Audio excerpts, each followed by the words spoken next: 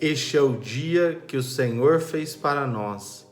Alegremo-nos e nele exultemos. Sábado da oitava da Páscoa. Que a graça e a paz do Senhor vivo e ressuscitado esteja convosco e com toda a vossa família. Estamos finalizando esta grande semana da oitava da Páscoa. Estes 8 dias em que a Igreja celebra essa festividade pascal, esse grande evento marcante da nossa fé. O Cristo, vivo e ressuscitado, é aquele que nos convida à vida plenamente. E hoje 2 textos muito interessantes. Textos que parecem não ter muito valor ou teor teológico, mas que traz aí pra gente um convite muito bonito. O primeiro texto da primeira leitura de hoje é tirado de Atos dos Apóstolos, capítulo 4, versículos de 13 a 21. O salmo de hoje é tirado do livro de Salmos, Salmo 117. Dai graças ao Senhor, dou-vos graças ao Senhor, porque me ouvistes.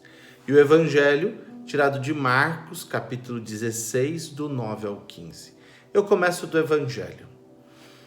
Marcos, diferente dos outros evangelistas, faz um relato bastante sucinto da aparição do ressuscitado.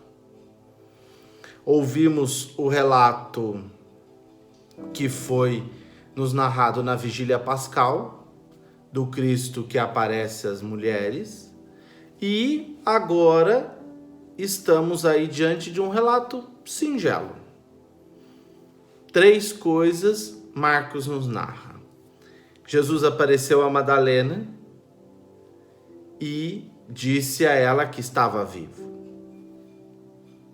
Jesus apareceu a 2 discípulos que iam para o campo e lhe aqueceu o coração. E depois Jesus aparece aos 11 discípulos e lhes repreende a falta de fé. Falta de fé no quê? No testemunho da Madalena, no testemunho dos 2 discípulos e em abrir o coração para compreender os sinais que o Senhor mostra. A fé, meus irmãos e irmãs, não é um conjunto de argumentos. A fé não é um conjunto de relatos somente. O testemunho, o relato, os argumentos nos conduzem a essa fé. Mas é preciso uma disposição do coração. Esses discípulos caminharam com o Senhor. Esses discípulos partilharam com ele a vida. Por que não acreditam? O que lhes bloqueia o coração de uma forma tão profunda e tão forte que impede que eles saiam? Por que um coração tão incrédulo? Jesus vai dizer a eles no verso 14 do Evangelho.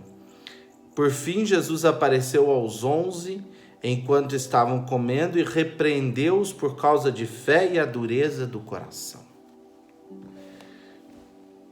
A fé comporta essa abertura, esse dispor-se nas mãos do Senhor, esse colocar-se diante desse Senhor. A Madalena acreditou, os 2 discípulos acreditaram e eles não acreditaram. Por isso que é importante que peçamos a graça ao Senhor que nos faça homens e mulheres dispostos com a vida, que coloquemos a nossa vida à disposição desse Senhor, que possamos lhe abrir o coração. Ele é um Deus conosco, não é um Deus contra nós e nem que luta contra nós, mas é um Deus que vem ao nosso favor, que vem nos oferecer a vida plenamente. É um Deus que nos traz a esperança de uma vida nova. Ouçam o que diz a oração coleta da Vigília Pascal. Depois das 7 leituras, canta-se o glória e se reza essa oração, dando então início à grande celebração da ressurreição. Ó Deus, que iluminais esta noite santa com a glória da ressurreição do Senhor, despertai, acordai na vossa igreja o espírito filial, para que inteiramente renovados vos sirvamos de todo o coração. É preciso despertar em nós a nossa vida, a graça de sermos filhos de Deus, a nossa pertença filial a este Senhor, como batizados, como homens e mulheres renovados na graça desse Espírito, para que assim possamos colocar toda a nossa vida a serviço, para que possamos abrir o nosso coração. A fé não vem daqui. Por mais que gastamos muito tempo estudando a fé, e eu gasto bastante, mas isso não quer dizer que a fé nos venha daqui. É preciso ter a fé para poder estudar a fé. Se não se tem a fé, o que você estuda é religião, é ciência, é isso, mas não é teologia. Teologia é o exercício de abrir-se para entrar dentro do mistério e aprofundar-se nesse mistério. E é isso que Jesus critica aos seus discípulos. Vocês que caminharam comigo, vocês os 11 eram os primeiros que deveriam acreditar. Por que são homens tão duros? Por que estão com o coração tão entristecidos? E aí eu queria fazer um apelo a você, meu irmão, minha irmã, que neste tempo de pandemia pode estar entristecido. Peça ao Senhor a graça de um coração leve, manso, suave e confiante nele. Não é para você sair como um doido por aí, enfrentando o Covid de peito aberto, mas que você coloque a sua esperança e a sua confiança no Senhor. Que se cuide sim, que fique em casa, que se proteja, mas esteja com o Senhor. Peça a Ele essa graça, a graça de estar firme neste caminho. O Senhor hoje nos faz esse convite, que sejamos homens e mulheres firmes, decididos e claros na graça desse Deus, que possamos dar passos decididos e claros neste Senhor, com coragem, não com medo, porque o medo aprisiona e nos distancia. E aí eu vou à primeira leitura. Ontem, os discípulos, depois de presos, vão lá e dão testemunho diante do Sinédrio, sumos sacerdotes, e dizem: olha, este que vocês mataram, Deus o fez nosso Senhor. Ele é o nosso Senhor. Ele é o Senhor das nossas vidas e foi Ele que fez esse aleijado se levantar. E começa o texto de hoje. Os judeus estão impressionados com a segurança, a força na palavra. Eles estão em pé, o aleijado ao lado, agora curado, e eles anunciam, eles falam como quem não tem medo. E por que não tem medo? Porque confiam na ação de Deus nas suas vidas, porque abriram os seus corações para a graça desse Espírito. E o medo é de não anunciar.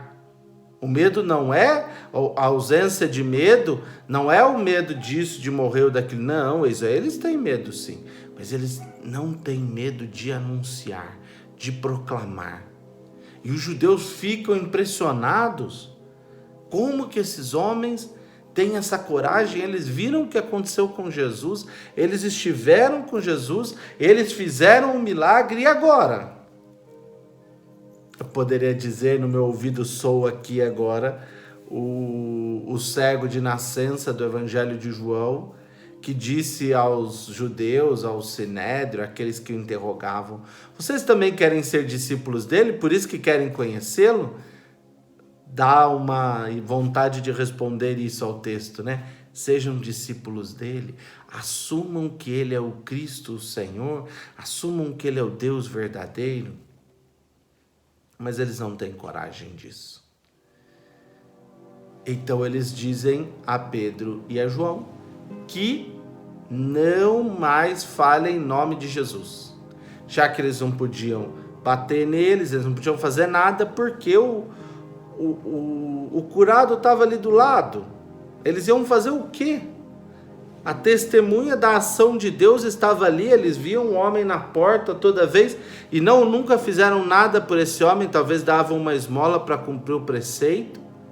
E agora esse homem está curado. O homem é o testemunho contra eles, de que a fé deles é menor do que a dos apóstolos, é menor do que a fé em Jesus Cristo. E aí Pedro responde bravamente aos judeus. Pedro e João responderam: julgai vós mesmos, ou seja, devolve, né? Julguem vocês mesmos, se é justo diante de Deus que obedeçamos a vós e não a Deus. Então, se vocês querem julgar, decidam-se. Decidam se é melhor que nós sigamos a Deus ou a vocês. Nós não temos problema, mas nós não podemos nos calar sobre o que vimos e ouvimos. Ou seja, a palavra de Deus vai ser anunciada. A palavra de Deus vai ser proclamada. Custe o que custar, essa palavra vai ser levada a todo lugar. Porque o evangelho de hoje acaba com isso. Depois de repreender a falta de fé e a dureza do coração deles, o que Jesus diz aos discípulos: ide ao mundo inteiro e a toda criatura e anunciai o evangelho. Levem essa boa nova. O medo é o medo de não falar da palavra de Deus. Esse não pode se ter.